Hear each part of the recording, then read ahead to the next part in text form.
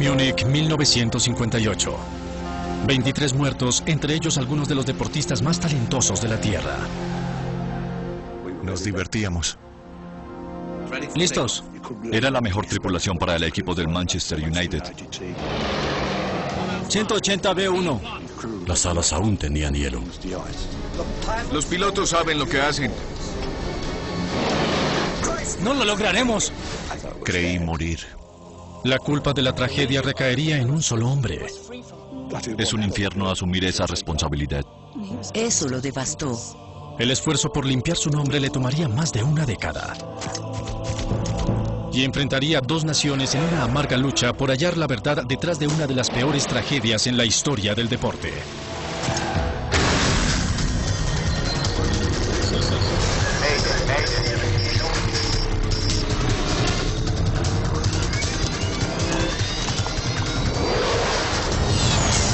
Catástrofes aéreas.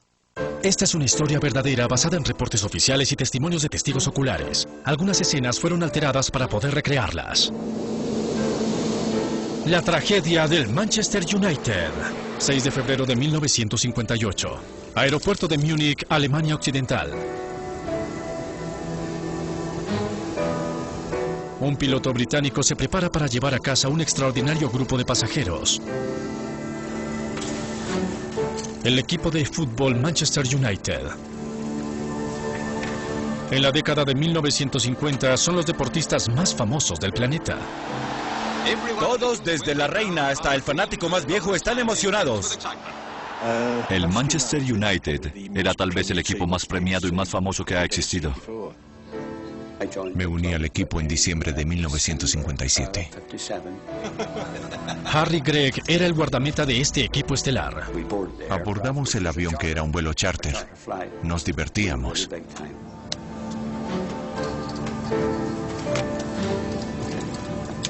Después de jugar un partido importante en Yugoslavia, el equipo avanzó a la semifinal de la prestigiosa Copa Europea. El avión se detuvo en Múnich porque no tenía capacidad para volar hasta Manchester desde Belgrado sin reabastecerse de combustible. Los 21 jugadores y el personal viajaban con estilo. Iban a bordo de un Ambassador de British European Airways, un lujoso bimotor también conocido como el Isabelina.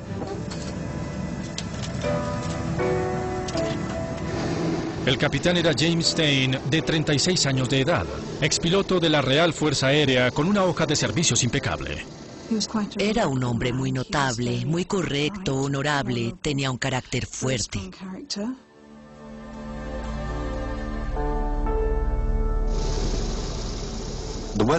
Durante el día el clima estuvo sombrío.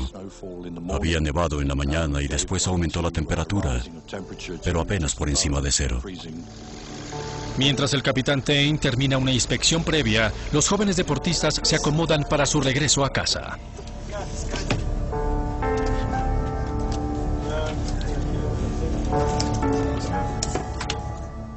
Eran conocidos por su representante, Matt Busby. Me gustaba que los chicos descansaran bien. Escogió jugadores relativamente jóvenes para el equipo y por eso los llamaban los chicos de Busby. Los chicos de Busby comienzan la segunda mitad del juego en impecable forma. Era un equipo maravilloso. Me enorgullece haber sido parte de él.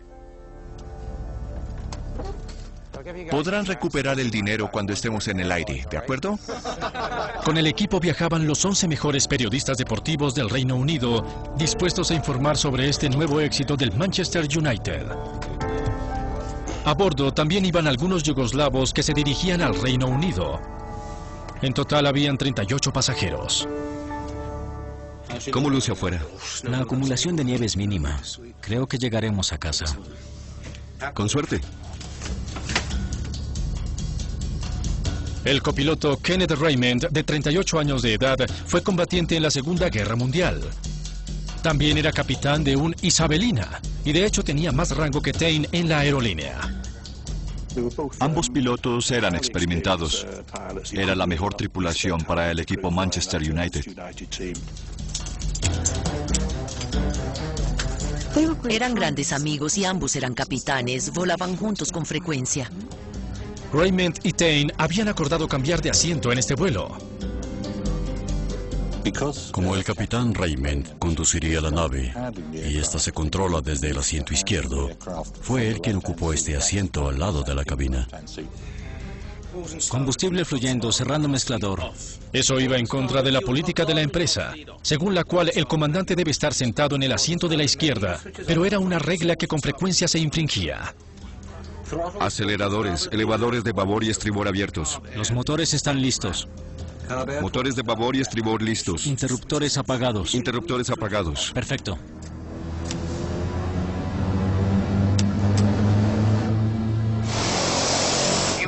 Munich 609, listo para despegar.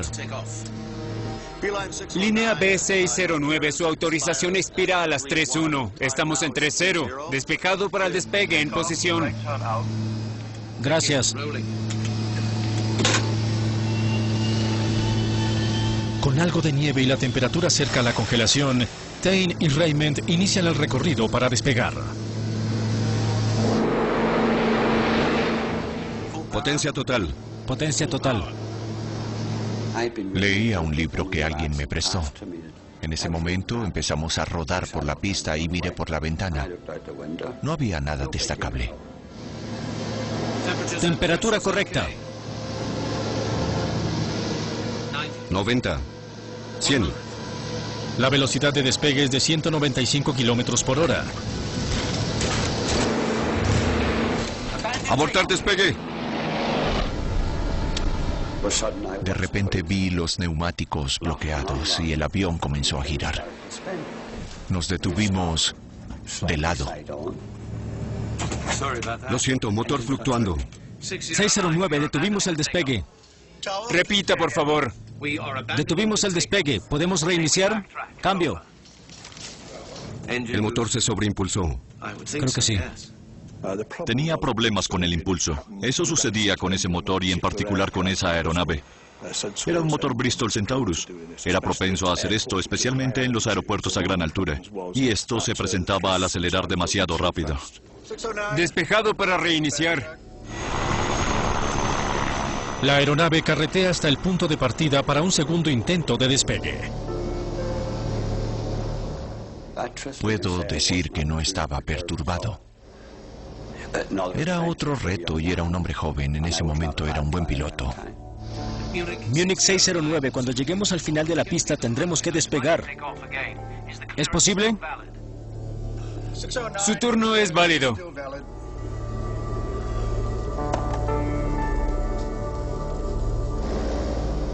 Señoras y señores, les ofrecemos disculpas. Intentaremos despegar. Regresaron a la cabecera de la pista y aceleraron. Retiraron los anclajes y esta vez tuvieron más cuidado.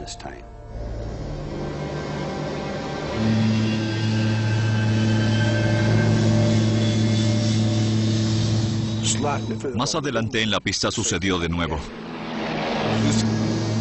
¡Es el motor! Y esta vez fue Tain quien abortó el despegue.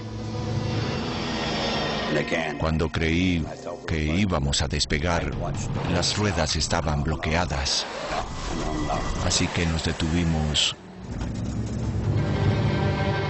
otra vez.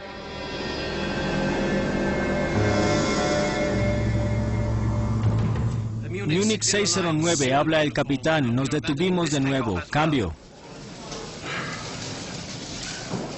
Cambio, autorizados para reiniciar. El piloto salió y dijo: Tenemos una falla técnica que vamos a estudiar. Volveremos a la terminal para realizar nuevos controles. No es nada grave. Esperamos poder despegar pronto.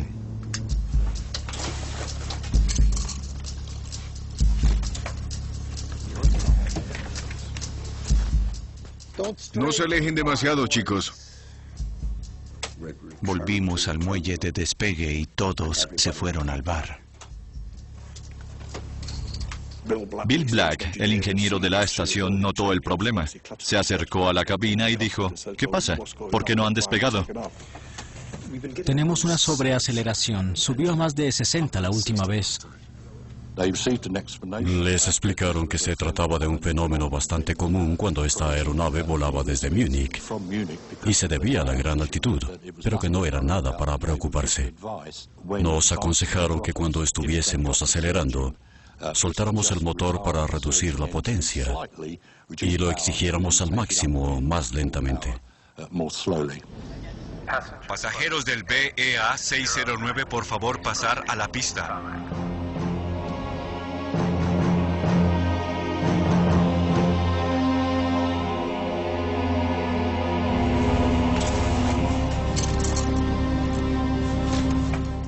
En menos de 5 minutos, los pasajeros bajaron y subieron nuevamente, lo cual no les sorprendió porque soportaron 2 despegues fallidos y ahora se les pedía abordar de nuevo.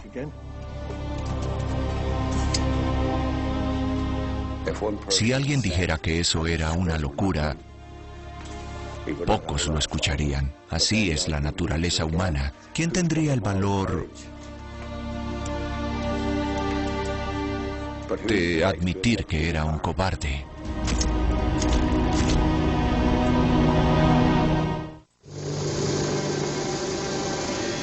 El vuelo 609 se prepara para su tercer intento de despegue en el aeropuerto de Múnich. El avión que transportaba al Manchester United está llamando la atención desde el interior de la terminal.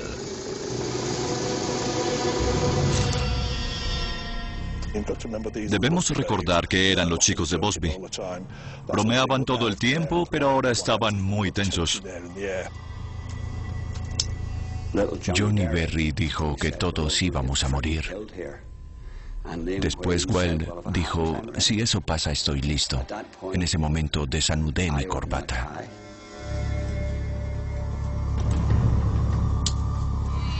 Interruptores apagados. Interruptores apagados. Las alas lucen bien. No es necesario descongelar.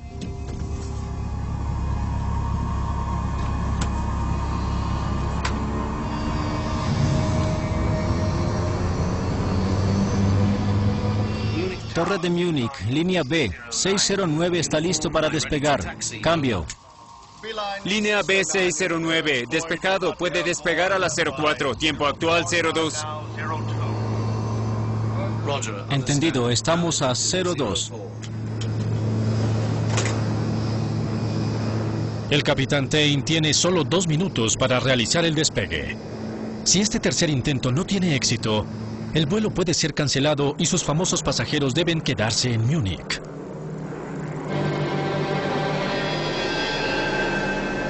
Múnich 609, listo para despegar. Cambio. La pista tiene más de 1900 metros de largo. A pesar de que el avión tiene una aceleración gradual, debe levantarse justo después de 1200 metros.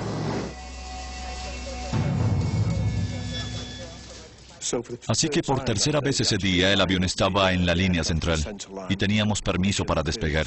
Entonces, lo hicimos. Potencia total. Temperatura y presión adecuadas.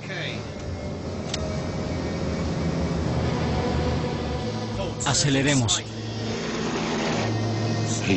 El motor tomó fuerza, así que retrasamos los aceleradores y avanzamos de nuevo.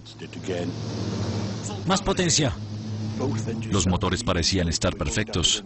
Tomamos la pista para despegar.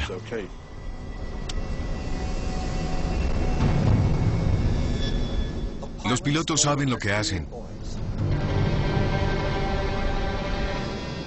En ese avión había gente más aterrorizada que yo.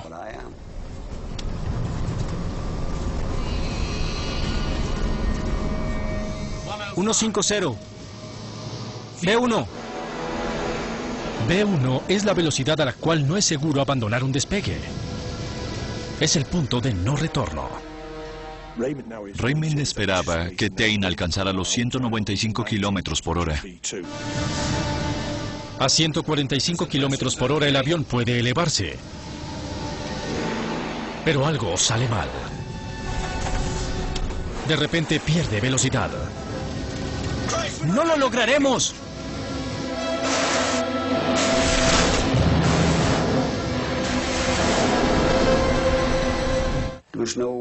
No hubo gritos, tampoco llanto, absolutamente nada. Sombras, destellos de luz, chispas, golpes. Es algo que no se puede describir.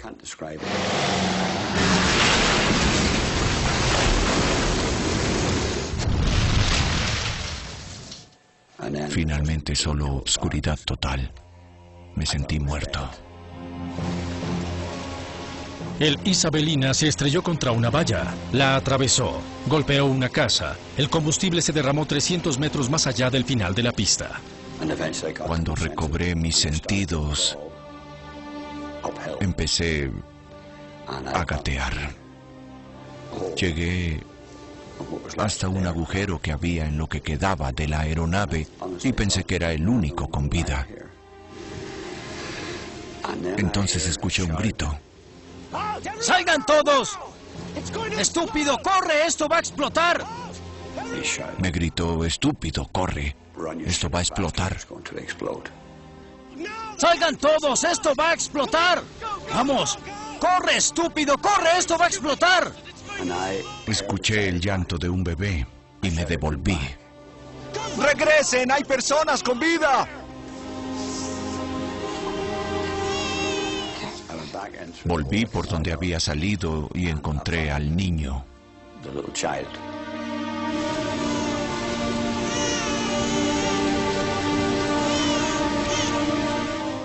Estaba justo al otro lado. También encontré a Matt Busby. Busby estaba vivo, pero en estado de shock. Tenía una pequeña herida en el oído derecho, pero cuando miré su pie estaba fracturado en una posición anormal. Mi pierna. Hice una pila con escombros. No se veía tan mal y lo dejé allí. Harry Gregg sacó a un pasajero tras otro, tanto vivos como muertos. Un hombre debe hacer lo que sea. A los pocos minutos del accidente, la ayuda comienza a llegar desde el aeropuerto y las granjas cercanas. Escuchen, el copiloto está atrapado allá. ¿Pueden ayudarlo?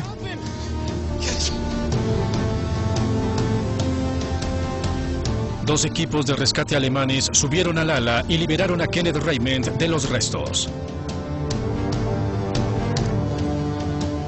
Estaba gravemente herido. 21 personas murieron, 7 eran jugadores del Manchester United. El entrenador, el secretario y el fisioterapeuta también estaban muertos. Otros 7 miembros del equipo quedaron gravemente heridos. El representante Matt Busby se hallaba en estado crítico. El Manchester United, uno de los equipos más grandes del mundo del fútbol, fue barrido literalmente. Lo que comenzó como algo maravilloso, por desgracia, salió mal. Britain Moulds, perece equipo de fútbol en desastre aéreo. En Múnich, un incendio consume lo que queda de un avión británico. Tenemos un perfil de este grave desastre aéreo. Los riesgos eran muy elevados. No hacía mucho que había terminado la Segunda Guerra Mundial. Teníamos a 2 pilotos que volaron en la Real Fuerza Aérea durante la guerra. Múnich es también el lugar donde nació el partido nazi, así que esto involucra a los gobiernos británico y alemán. Todo se debe tratar con cautela.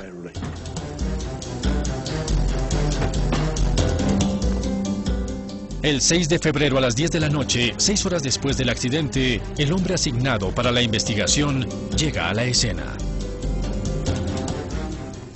Hans Reich, él era el principal investigador de aeronaves accidentadas en Alemania Occidental. Tenía mucha experiencia, tenía 57 años de edad. Había volado con Luftwaffe y también con la aerolínea Lufthansa. No había duda de que era un piloto bastante calificado. Este fue el primer accidente internacional grave que debía enfrentar. En su papel como investigador de accidentes aéreos, Steve Moss verificó la evidencia desde la perspectiva del siglo XXI. Parecía haber llegado a Múnich con muy poco equipo. Necesito ayuda, por favor. Así que pidieron prestadas unas luces a los noticieros para hacer una revisión inicial. ¡Alguien que ilumine aquí! Lo que primero pensó fue la posibilidad de hielo en las alas. Fue a examinar y efectivamente lo encontró. El avión accidentado estaba cubierto por una capa de nieve de casi 8 centímetros de espesor. Esto podría ser retirado manualmente sin dificultad. Solo había una capa de hielo congelado sobre la superficie del ala. Aquí. Raikkonen descubre que las únicas superficies libres de hielo se hallan cerca de los motores. Asume que el ala entera estaba cubierta de hielo antes del accidente y que durante el intento de despegue, las hélices quedaron llenas de hielo. Un día después del accidente, los investigadores examinan la escena más de cerca. Verifican las huellas de los neumáticos, que alcanzan unos 50 metros hasta el final de la pista. Estas marcas indican que la aeronave jamás alcanzó a elevarse, lo cual refuerza la idea de Raikkonen de que el hielo en las alas era el responsable. Desde que llegó la noticia, Manchester es una ciudad de luto. Mientras millones de personas esperaban noticias de los hombres gravemente heridos, el personal del hospital trabaja día y noche para salvarlos. Matt Busby durante 2 días estuvo entre la vida y la muerte. Uno de sus pulmones estaba muy afectado, pero llegó la noticia de que estaba fuera de peligro. 6 de los 7 jugadores lesionados también sobrevivieron. Pero el equipo perdió una de sus grandes estrellas. Duncan murió. Falleció a los 10 días. Sí. Hasta hoy, muchos recuerdan a Duncan Edwards como el mejor futbolista que ha producido el Reino Unido. El copiloto Kenneth Raymond también murió después de haber sufrido una lesión cerebral. Potencia total. Bien. James Stein quedó solo para responder muchas preguntas. Como ya se los dije antes, en el primer despegue no estábamos satisfechos con los motores. Cualquier información que la prensa captaba era otro titular. Fueron implacables. Fue difícil para él. 2 días después del accidente, Raikkonen interrogó a Stein. Después del accidente, establecimos que el ala de estribor estaba cubierta por una dura capa de hielo. El área de la turbina estaba libre de hielo. Cuando salí de la aeronave en el primer intento, pude ver la nieve derritiéndose en las alas. ¿Cuál cree que fue la causa del accidente? Creo que había una gran cantidad de nieve acumulada al final de la pista. ¿Por qué estaba en el asiento de la derecha?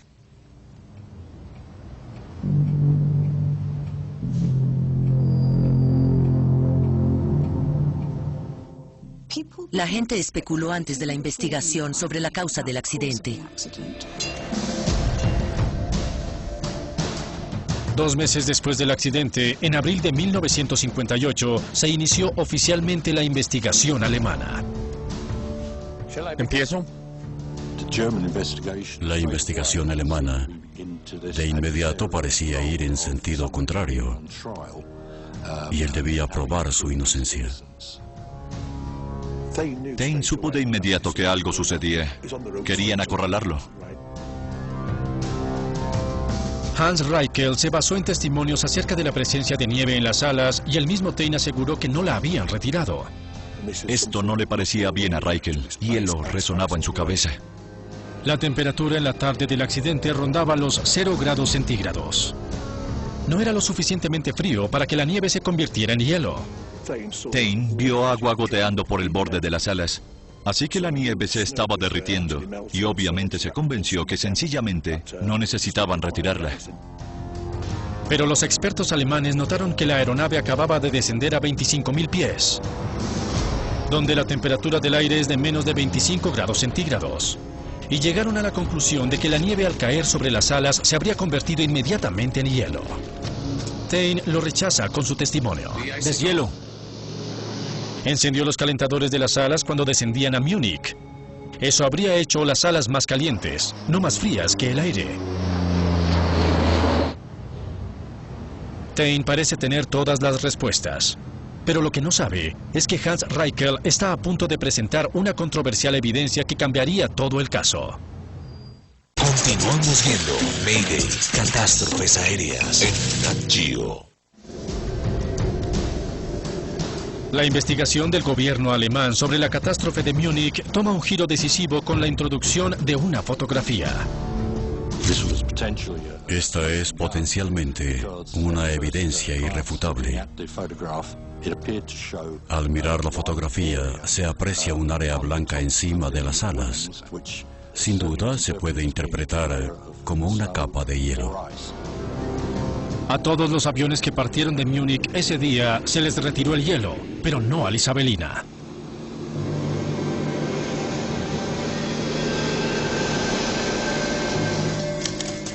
Para el investigador Hans Reichel, la falta de este proceso por parte de la tripulación fue la principal causa del accidente.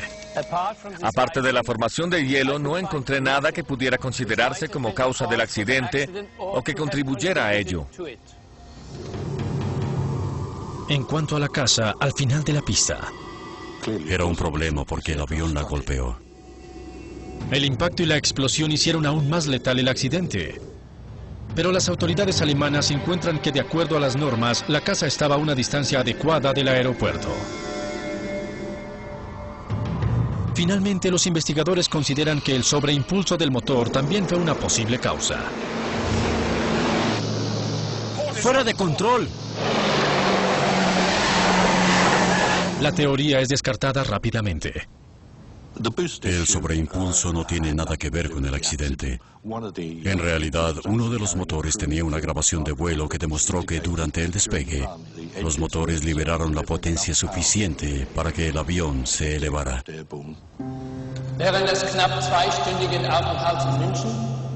En marzo de 1959, un año después de la tragedia de Múnich, el gobierno alemán dio a conocer su informe oficial. Y toda la culpa del accidente recayó sobre el capitán James Stein.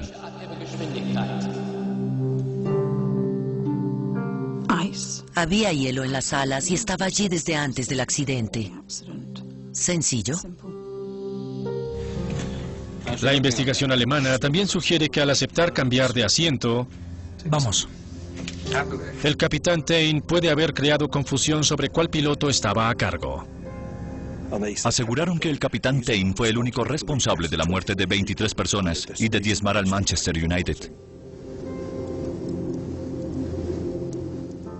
Es un infierno asumir esa responsabilidad.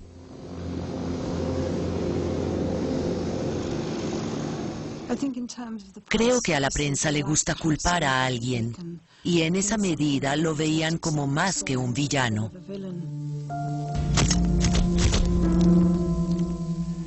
Lo maltrataron. Fue el chivo expiatorio. Un año después del accidente, la reputación de James Stein está por el suelo. El exoficial y el piloto comercial ahora es un granjero de tiempo completo. El desastre de Múnich lo perseguía constantemente. Puedo recordar a papá y mamá sentados a altas horas de la noche, hablando de esto, porque papá estaba convencido de que alguna fuerza externa había afectado la potencia de despegue. Tain estaba seguro de que el hielo en las alas no causó el accidente y decidió iniciar su propia investigación. Papá era un hombre de gran integridad y fortaleza. Estaba decidido a encontrar la verdadera causa del accidente. Pero en 1959 casi no había herramientas forenses disponibles. Para empezar, un avión de ese tamaño tendría un registro de datos de vuelo, una caja negra y una grabación de la cabina de mando. Si pudiera obtener esa información el día del accidente, en 1958, no habría duda alguna acerca de la causa. B1. El avión alcanzó a rodar a 194 kilómetros por hora, pero luego desaceleró dramáticamente. El hielo en las alas no puede explicar la pérdida repentina de velocidad. Pero algo más sí pudo hacerlo. Algo que Tain ve como la verdadera causa del accidente. Nieve a medio derretir en la pista. Imagine que conduce por una carretera seca en invierno y luego entra a un área con un poco de nieve. El experto canadiense en aviación, Terry Townshend, se especializa en estudio de contaminación en las pistas. Inmediatamente se nota la resistencia del vehículo por la nieve, y lo mismo sucede con un avión. Tain cree que otros aviones no tuvieron problemas con la nieve a medio derretir ese día porque despegaron en las 2/3 partes de la pista. Como los Isabelinas aceleran más lentamente para compensar el problema de sobreimpulso, rodó más hacia la parte no utilizada de la pista, donde estaba la nieve a medio derretir. Necesita más energía para superarla. Tain se entera que 9 años antes, un avión de TransCanada Airlines no logró despegar en una pista similar en Vancouver.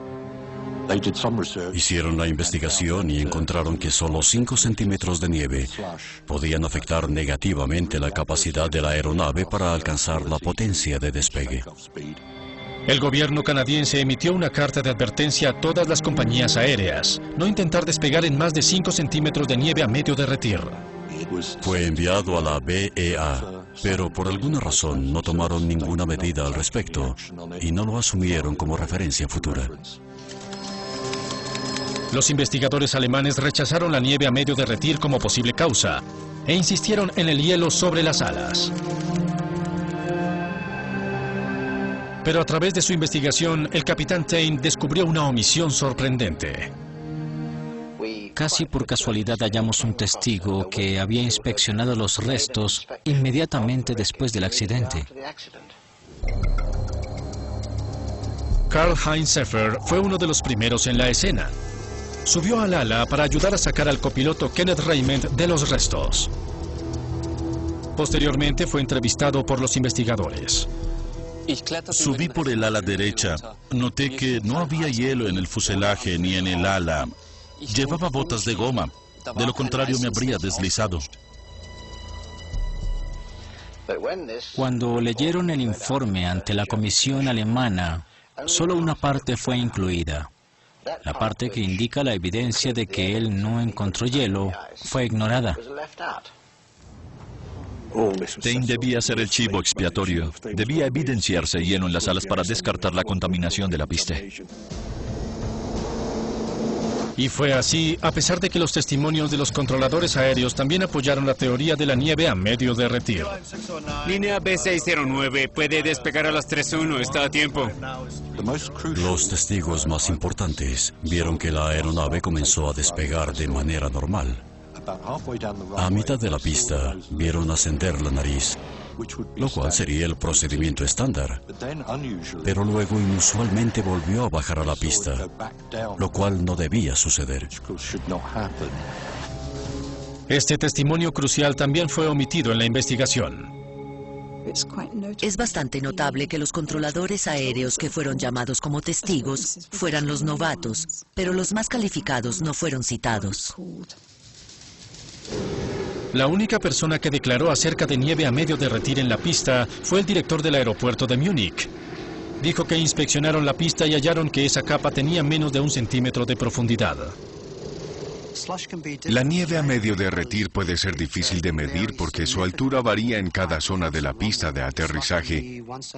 Este material puede tener 1 centímetro en una zona y hasta 10 centímetros en otro lado.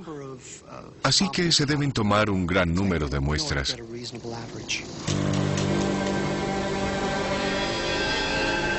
También se cuestionó la conclusión de Reichel sobre el hielo en las alas, que debía haber estado allí antes del despegue, y las únicas áreas sin hielo estaban detrás de las hélices. Un reto científico para este punto de vista provino de una fuente poco probable. La esposa del capitán Tain, Ruby. Era una mujer notable, fue una de las primeras en obtener un título con honores en química, física y matemáticas en Bristol. Ruby Tain, que era ingeniera química, determinó la cantidad de productos químicos que debieron extinguir el incendio de los restos. Pensó en esto cuidadosamente y obtuvo una muestra de polvo del extintor que resultó ser bicarbonato de sodio, que es usado en panadería. De manera que salía y rociaba su auto de metal, pensando que podía simular el ala del avión. Y descubrió que al mezclarse con agua y nieve, esta solución se congela a una temperatura inferior que la registrada en Múnich esa noche. Los bomberos dirigieron sus mangueras sobre todo en los motores. El experimento de Ruby podría explicar por qué el hielo no se acumula en esas áreas, pero se acumuló en el resto del ala en las horas posteriores al accidente. Con testimonios de testigos nuevos y convincentes pruebas científicas, la otra historia comienza a emerger. Si había hielo en las alas, la culpa es del capitán. Él es el responsable. B1. Si había nieve a medio derretir en la pista, la culpa es del aeropuerto.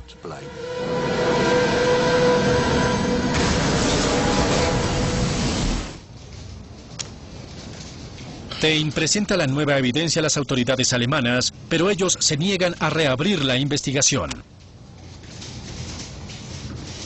Es una tontería.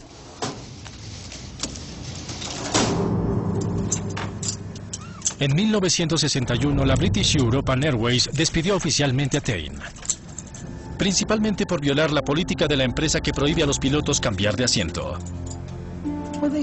Lo despidieron y eso lo devastó por algo que efectivamente era una regla de la compañía, pero que muchos otros infringían.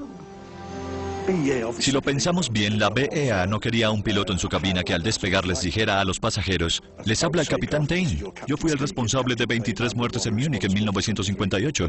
Ninguna aerolínea querría eso.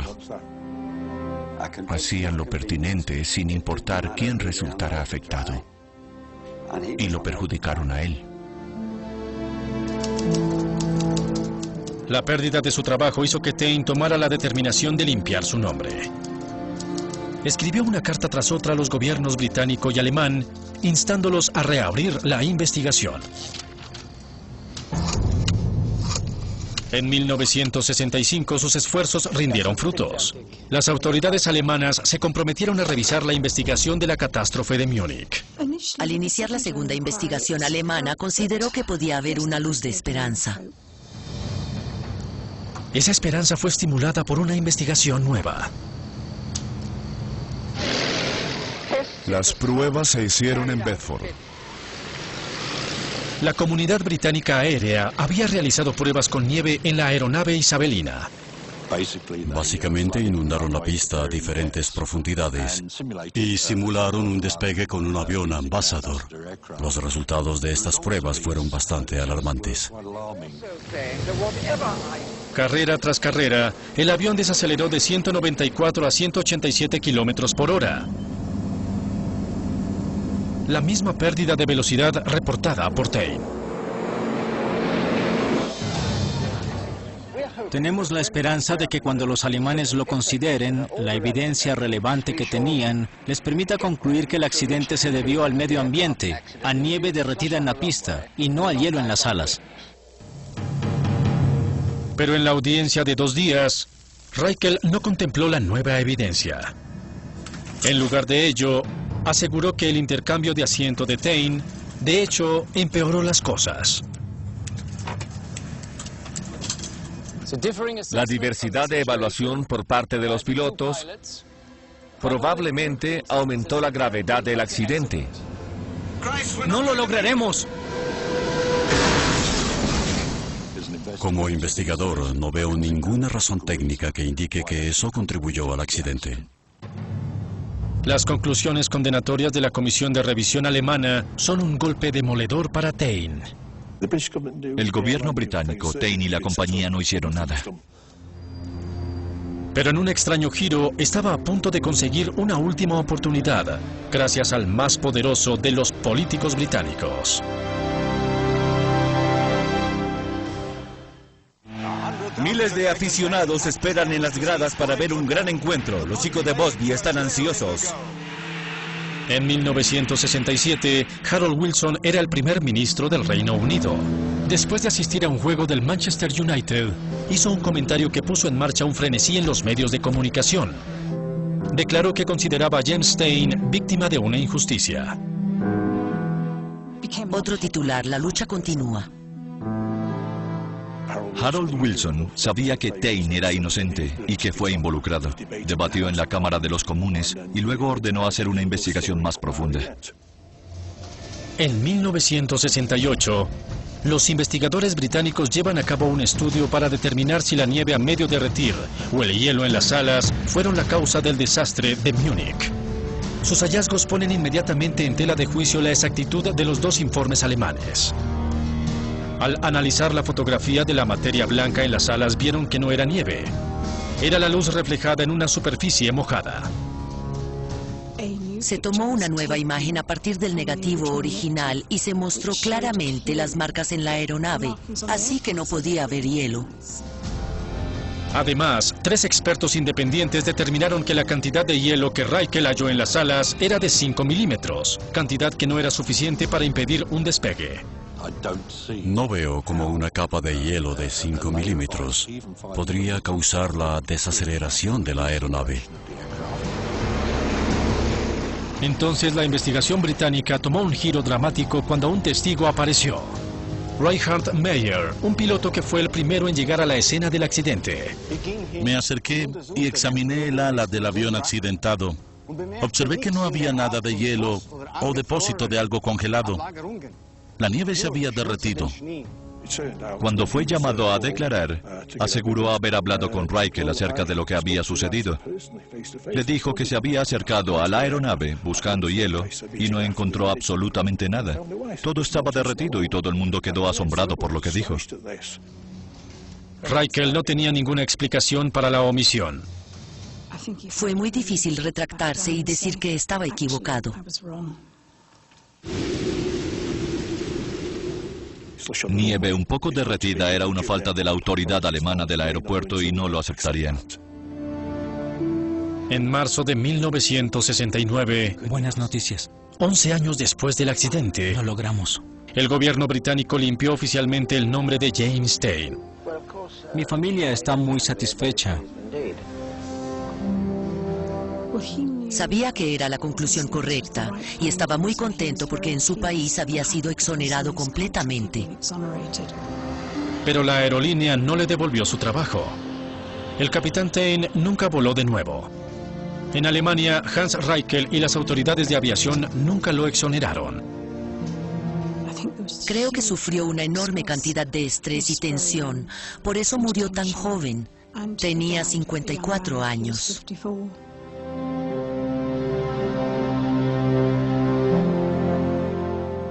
Hubo 23 víctimas y el capitán Tain fue la 24. 10 años después del accidente que mató a 8 de sus jugadores, el Manchester United se convierte en el primer equipo inglés en ganar la Copa de Europa.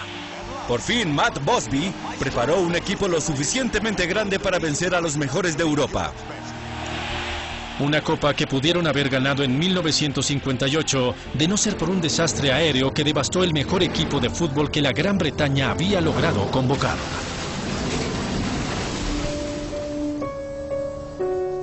Harry Gregg siguió jugando para el Manchester United hasta 1967. Ahora, a sus 70 años, solo tiene buenos recuerdos. No pienso en el accidente, sino en el equipo del cual hacía parte. Jugadores maravillosos, jóvenes, vigorosos, también periodistas, personas valiosas. El legado del capitán Tain es la mejor comprensión que la aviación moderna tiene sobre los efectos mortales de la nieve derretida. El problema fue asumido y sugerí que posiblemente sea un resultado directo del accidente de Múnich. Las autoridades del aeropuerto enfrentaron el problema de manera diferente. ¿Por qué insisten en forzar un veredicto? Él probablemente salvó muchas vidas y evitó que en Múnich murieran muchas más. Así que es admirado por lo que hizo durante esos 11 años. Mamá lo honra diciendo que era un hombre con una gran integridad.